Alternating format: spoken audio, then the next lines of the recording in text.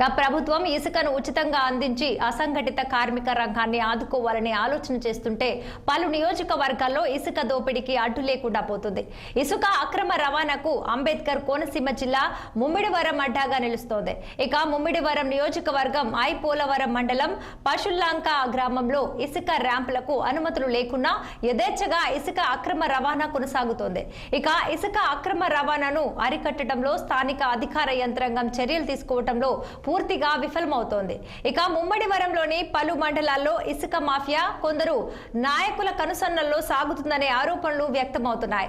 కూటమి ప్రభుత్వం స్టాక్ పాయింట్ల ద్వారా ఇసుకను అందిస్తామని పదే పదే చెబుతున్న స్థానిక రాజకీయ నాయకులను నిలువరించడంలో అధికారులు హడలిపోతున్నారు.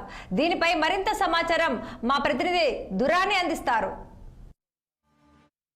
గత వైఎస్ఆర్ కాంగ్రెస్ ప్రభుత్వ హయాంలో మట్టి ఇసుక లాటరైట్ వంటి మాఫియాలు చెలరిగిపోతున్నాయని వీటికి అడ్డుకట్ట వేయాలని తమ ప్రభుత్వం అధికారులకు వస్తే మాత్రం కఠిన చర్యలు తీసుకొని మాఫియా తోలుస్తామంటూ తెలుగుదేశం పదే పదే చెప్పుకొని వచ్చింది.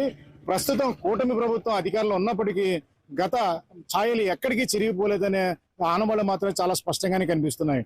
పలు నియోజకవర్గాల్లో మట్టి మాఫియా జరుగుతుంది, కొన్ని నియోజకవర్గాల్లో లాటరైట్, మరి కొన్ని చోట్ల ఇతరత్రా జరుగుతుంటే ఇసుక మాఫియాకు మాత్రం అడ్డు లేకుండా పోతుంది. కూటమి ప్రభుత్వం ఇసుకను ఉచితంగా అందిస్తామని స్టాక్ పాయింట్లు కానీ ఈ ఇతరత్ర మార్గాల ద్వారా కేవలం రవాణా ఛార్జీలు మాత్రమే తీసుకుంటూ ఇసుకను అందిస్తామని చెప్పు పలు సులువు పద్ధతులు తీసుకొస్తున్నా సరే ఇసుక అక్రమ రవాణా మాత్రం ఎక్కడా ఆగట్లేదని చెప్పుకోవాలి. ఈ రీచులు లేని చోట్ల కూడా రీచులు తయారు చేస్తూ చెలరేగిపోతున్నా తీరు చూస్తే మాత్రం ఎవరైనా సరే నివరిపోల్సిందే.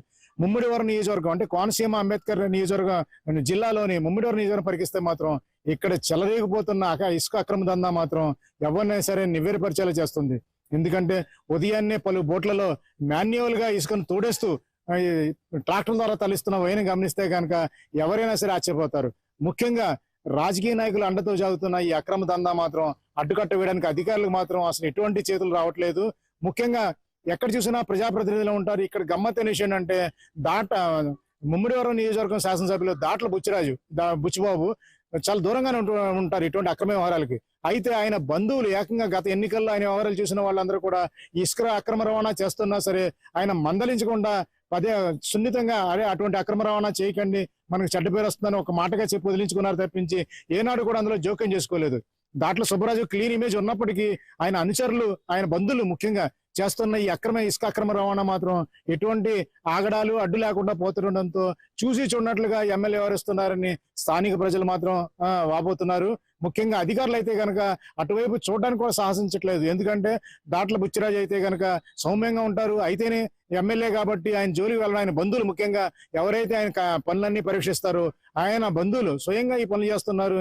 అటువైపు వెళ్తే ఏం ప్రమాదం నుంచి వస్తుందని అధికారులు కూడా చర్యలు తీసుకోకుండా ఇసుక అక్రమణ జరుగుతున్నా సరే అంటే స్పష్టంగా అధికారుల జోలికి వస్తున్నా సరే ఏ విధంగా చర్యలు తీసుకోవడంలో మాత్రం విఫలమవుతున్నారు.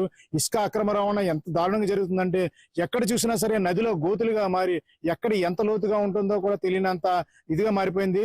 గతంలో శ్రీలంక గ్రామంలో ఇలాగే యువకులు స్నానాన్ని దిగి లోతు ఎక్కడ ఉందో తెలియక 8 మంది యువకులు ఏకంగా మృత్యుపడ్డారు. ప్రస్తుతం కూడా ఈ పశువులంక గ్రామంలో జరుగుతున్న ఈ అక్రమ దందా చూస్తే కనుక ఇప్పటికైనా అధికారులు స్పందించి చర్యలు తీసుకుంటారా, లేకపోతే స్థానికంగా ప్రజాప్రతినిధులకి అవకాశాలు ఇచ్చి మీరే వ్యాపారం చేసుకోమని ప్రోత్సహిస్తారా మాత్రం వేచి చూడాలి. వీడియో జర్నలిస్ట్ చిన్నీతో నదీం ఖాన్ దురాని, డాక్టర్ బిఆర్ అంబేద్కర్, కోనసీమ జిల్లా.